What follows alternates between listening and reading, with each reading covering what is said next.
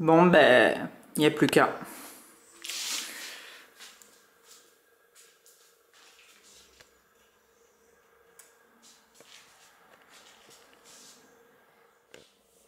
Les amis, bonjour! On se retrouve pour ce volume numéro 2 des Must-Have de Prime One avec aujourd'hui très certainement la statue la plus impressionnante, la plus démesurée en termes de dimension et de poids, avec une base de 38 kg quand même et 50 kg de plus pour la statue, donc 88 kg au total. On se retrouve aujourd'hui pour voir Shockwave, le plus charismatique, le plus gros Decepticons de la série, et très certainement une des œuvres les plus démentielles de Prime One. Alors je vous en avais déjà un peu parlé quand on avait vu le Jurassic Park. Pour moi, ce trio un peu vraiment de pièces colossales et vraiment un peu gralesques, si on peut les appeler comme ça, de la marque. C'est vrai que bon, Prime One, ils nous ont habitués à énormément de statues volumineuses, lourdes, imposantes, qui ne rentrent pas dans les besta, etc., etc. Mais je trouve que vraiment, avec ces trois pièces, donc le T-Rex qu'on a déjà vu ensemble et le Zod Nosferatu qu'on verra dans une autre vidéo, je l'espère, ce Shockwave, il fait vraiment partie du trio et je pense qu'il a la première position parce que c'est une pièce complètement dingue. Alors, vous l'avez vu en intro, il y a 4 cartons gavés de pièces, je ne les ai pas comptés, mais plus de 3 heures de montage me concernant. Il est très galère à monter, honnêtement, le plan est quasiment d'aucune utilité. Alors, c'est sûr qu'on y voit plus ou moins qu'est-ce qui s'emboîte où, mais comme tous les Decepticons, il est quand même relativement monochrome, c'est-à-dire qu'on a ou du noir ou du violet sombre pour les pièces, donc très dur de les différencier, contrairement aux Autobots. Et voilà, une multitude de pièces qui se ressemblent, des emboîtements alors qui sont, comme Prime One nous y habitue, pas forcément ultra précis et solide, et sécurisant, disons, pour l'ensemble. Pour les grosses pièces, on a le même système qu'on retrouvait sur Megatron, mais encore amplifié, puisque vraiment toutes les parties sont en résine pleine pour ce Shockwave, donc 88 kg, on se doute bien, il n'y a pas beaucoup de parties creuses. On retrouve quand même un petit peu de plastique sur quelques ailettes, quelques éléments vraiment très fins et pointus, mais sinon on n'est que sur de la résine et rien que le torse en lui-même est déjà vraiment très lourd. Alors sur le Megatron, on avait à l'époque, ça m'avait fait énormément flipper, pour le bras gauche qui a le canon, une espèce de système de contrepoids où en fait on vient enquiller la tige en métal et lorsqu'on la relâche, le bras tombe un peu et se sécurise entre guillemets. Bon, on a le même principe pour les deux bras de ce Shockwave. Le même principe également qu'on retrouve sur d'autres Transformers pour les jambes, avec le torse qui vient s'enquiller dessus et qui maintient du coup les jambes dans le socle. Et surtout les deux immenses tentacules qui perforent du coup le sol et les bâtiments dans le film, qui viennent là aussi s'imbriquer l'une dans l'autre et un petit peu dans le socle, et qui tiennent complètement en lévitation sur l'arrière du socle. C'est d'ailleurs absolument somptueux, franchement ça fait, voilà, ça fait des éléments qui se décrochent vraiment de la base, des éléments où on se remémore immédiatement le personnage du film avec voilà, ces grands tentacules qui transpercent les bâtiments pour attaquer les membres de l'armée. Et en plus, voilà, ces éléments, on a vu moult photos, je pense, de personnes qui tenaient les tentacules et qui font, voilà, rien qu'à elles seules, une taille un peu humaine, malgré qu'on soit au, je sais pas, un dixième, un quinzième, un vingtième pour ce Shockwave, parce que bien évidemment, il est d'une taille délirante dans le film. Mais franchement, c'est une pièce complètement hors norme et qui déjà, de par les dimensions et le poids, en font une pièce complètement dingue au déballage. Voilà. Alors, on va rentrer bien sûr dans les détails parce que je crois qu'aucun autre Transformer ne fourmille autant que celui-ci. Mais vraiment, on comprend, voilà, c'est une pièce qui soit quasiment jamais sur le second marché, qui soit revendue par personne et voilà, et qui porte l'appellation de Behemoth parce que vraiment ça illustre à merveille.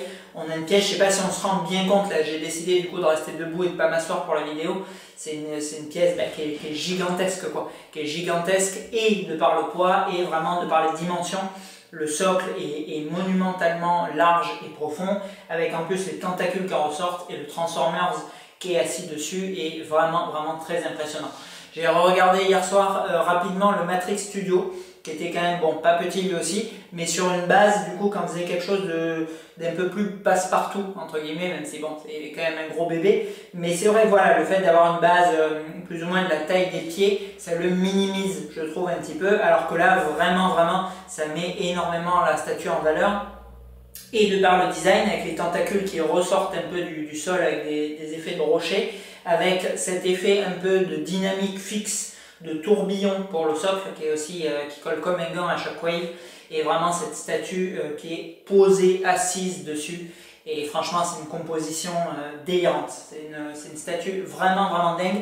Une statue qui me tardait énormément de déballer et de vous présenter. Une statue qui était d'origine, quand j'ai commencé son échange, destinée à venir clôturer en beauté vraiment ma collection de Transformers. Et bon, comme vous le savez, j'ai décidé de tous les revendre à l'annonce de Queen Studio. Bon, au jour d'aujourd'hui, on n'a toujours rien, mais bon, voilà, de toute façon, on ne peut pas tout garder. Je sais honnêtement pas du tout, je les aurais mis si je les avais conservés.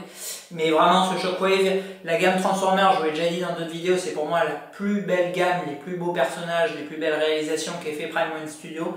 Mais vraiment, ce Shockwave, et malgré qu'on a des très belles pièces, le Optimus, voilà, niveau de détail et de paint délirant, le Grimlock qui repose sur une patte, est vraiment une sculpture que j'ai trouvée époustouflante, mais ce Shockwave il vient vraiment surclasser puissance X encore toutes les autres réalisations, il est complètement dingue, c'est une statue délirante.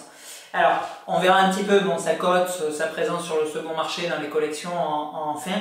Je vais vous le zoomer du coup longuement, parce que là il y a vraiment énormément de choses à voir, et on conclura juste après, mais voilà, déjà de prime abord sur cette première partie, c'est pour moi la réalisation la plus démentielle que j'ai vue de Prime One Studio, la statue voilà, la plus gargantuesque, la plus impressionnante, et en détail, et en conception, voilà, l'assemblage aussi dans la boîte, ça devait être un casse-tête totalement délirant. Et franchement, c'est vraiment un monstre. C'est vraiment un monstre. Même si Prime One est en deçà pour moi d'autres marques en termes de qualité, de ressemblance, de travail artistique, c'est vrai qu'ils sont, si on doit les classifier, pour moi en dessous, voilà, en dessous d'Elite, en dessous d'Infinity Studio, en dessous de Queen Studio. Mais vraiment, cette pièce en elle-même, elle est complètement dingue. C'est vraiment une statue de Barjo. Allez, on se retrouve tout de suite. Allez, c'est parti pour le zoom du Monstros. Alors bon, le socle déjà, je vous disais, c'est vraiment de la bombe parce qu'on a l'image voilà, de la ville qui est en train de s'ouvrir avec les tentacules de Shockwave qui en ressortent. Et cette impression de mobilité, de rotation du socle malgré qu'il soit fixe, et c'est extrêmement intelligent de la part de Prime One, quoi. Après on retrouve une base, bon, mais bien évidemment en forme un peu d'hélice là, qui colle comme un gant aussi à la statue. Et après on va attaquer alors un nombre de détails complètement sidérants et impossible à voir du coup en vidéo tellement ils sont nombreux. Donc j'essaie vraiment de zoomer avec lenteur par rapport à d'habitude pour que du coup vous puissiez voir. Je vais d'ailleurs vous rajouter voilà. C'est un peu violent pour le coup la lumière, hop, pour que voilà vous vous rendiez compte au maximum. Alors je rééteins par moment, comme ça vous pouvez voir vraiment le nombre de détails aussi, de glyphes, de battle damage, Decepticons qu'ils ont ajouté sur l'intégralité de l'armure, et le très beau travail de paint vraiment aussi entre le noir et le violet pour ce personnage. Mais c'est voilà, c'est vraiment ça fourmille de détails. Il y a 50 000 pièces qui viennent s'imbriquer les unes dans les autres pour avoir vraiment voilà ce rendu un peu de fouillis organisé sur cette pièce qui est complètement fou. Alors bien sûr on a un light up dans l'intérieur du canon là, avec une petite pile qui vient se mettre, pile de montre qui vient se mettre dedans, et deux grosses piles LR6 là, les classiques, pour alimenter du coup l'œil principal de Shockwave, quoi. Regardez les tentacules, quoi, avec ma main. Complètement la folie furieuse cette pièce quoi.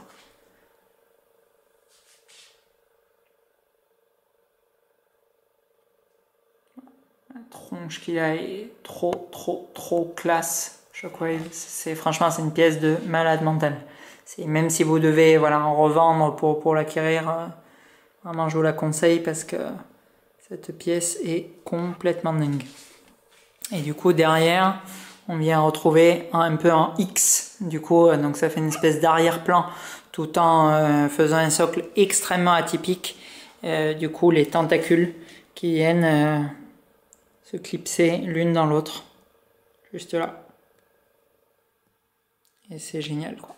Franchement cette pièce elle est totalement extraordinaire. Sans compter sa taille plus que hors norme.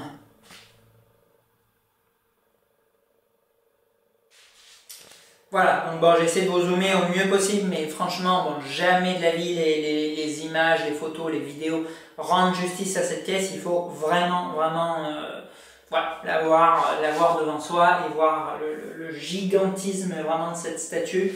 Le poids, encore une fois, alors c'est sûr que le poids, une fois qu'elle est montée, ben, c'est plus une contrainte en fait de résistance, de solidité pour le meuble qui va l'accueillir qu'autre chose.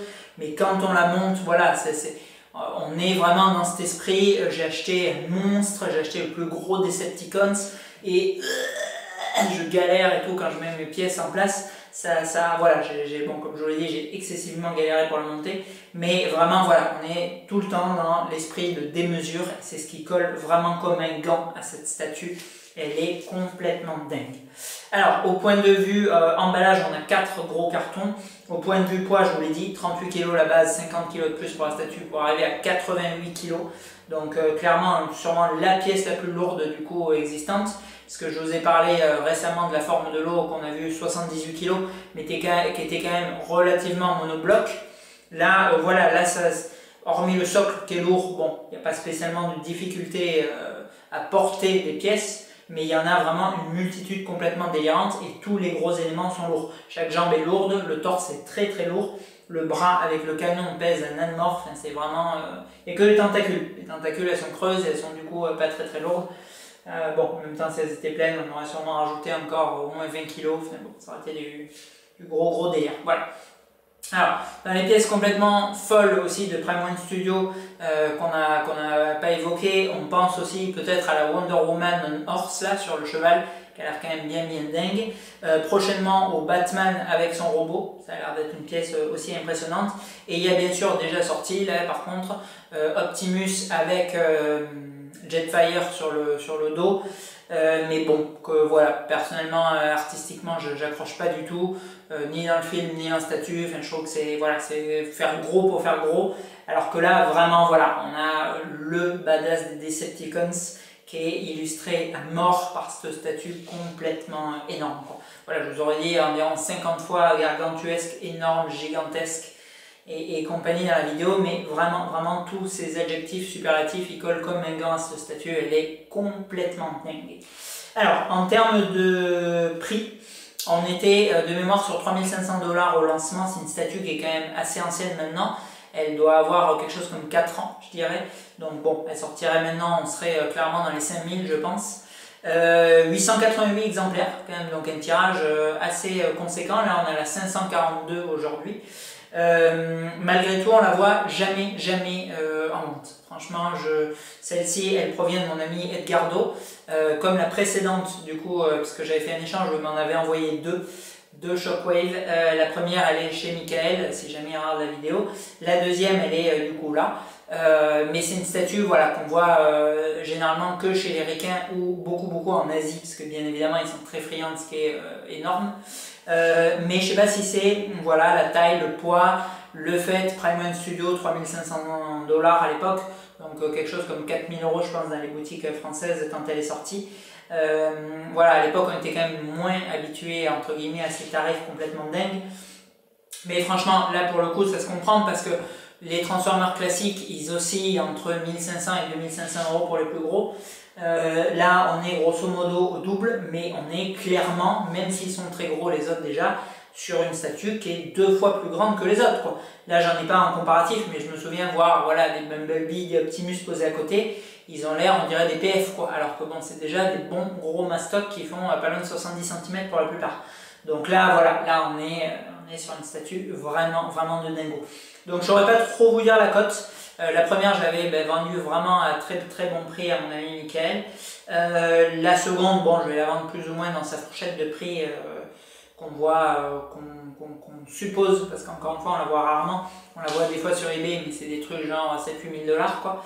Donc je pense que voilà, quelque chose comme 4 500, 5 000 € aujourd'hui, c'est plus ou moins sa cote, entre guillemets, si on devait mettre un prix sur une étiquette sur cette réalisation. Mais voilà, encore une fois, ça les vaut. Les prix vont crescendo. Peut-être qu'il y a 4 ans, c'était du délire. Mais franchement, au vu de la réalisation, au vu de l'émotion que provoque cette pièce quand on l'a en face de soi, et au vu de ce qui est proposé aujourd'hui, au prix auquel ils sont proposés, clairement, ça les vaut. Clairement, vraiment, je suis très très impressionné par cette pièce. Et je vous l'ai dit dans d'autres vidéos, il n'y a rien que je regrette plus d'avoir vendu que ma collègue Transformers. Et vraiment, vraiment, ça n'a jamais été aussi vrai qu'aujourd'hui avec ce Shockwave qui est complètement dingue et que j'aurais vraiment, vraiment aimé conserver. C'est vraiment une pièce de malade mental. Et pour le moment, dans ce que j'ai vu, et bon, j'ai quand même vu quelques-unes des Prime One, la plus dingue. La plus dingue, très clairement la number one des Prime One Studios. Complètement ouf. Cette statue, voilà, c'est pour les fans de Transformers, pour les fans de pièces énormes, je peux que vous dire puissance 1 million. Prenez cette pièce si vous en avez un jour l'occasion en termes de taille, de poids, d'exposition et de budget, parce que ça en représente un. Mais impossible d'être déçu sur cette pièce. C'est du gros délire. Et même voilà, en comparant avec les mastodontes, avec du Elite ou autre, cette pièce elle est complètement dingue. Voilà. Donc franchement, chapeau Prime One, réalisation de dingo. Allez, on se retrouve du coup à bientôt avec plein d'autres Prime One, puisqu'on va attaquer du coup la série de vidéos. Je suis vraiment très content du coup de l'accueil qu'a eu la vidéo. Les pièces qui appartiendront du coup à d'autres personnes qu'à moi. Les pièces que certains collectionneurs, amis, m'ont du coup commandé avec le nouveau système que je vous proposais là, de commander des pièces, le prix que je les paye et que uniquement je les filme et en contrepartie vous bénéficiez du coup de cet avantage de prix. On commencera du coup dimanche prochain avec, avec 3 Prime One là, pour 3 personnes différentes, donc je sais pas par laquelle on va entamer, mais c'est vraiment cool parce que Prime One Studio, vous le savez, c'est la première marque qui m'a quand même accroché avant que j'attaque Elite en 2014. En 2001, j'ai commencé avec Megatron et c'est là que je me suis vraiment passionné pour ces pièces un peu hors normes et ça me fait vraiment plaisir de découvrir le maximum de réalisations de cette marque et grâce à vous, ça va être du coup possible. Alors bon, pas toutes parce qu'ils en produisent vraiment une pléthore, mais on va en voir quand même une bonne petite ribambelle et je suis vraiment content. Merci beaucoup à vous du coup pour ça. À bientôt.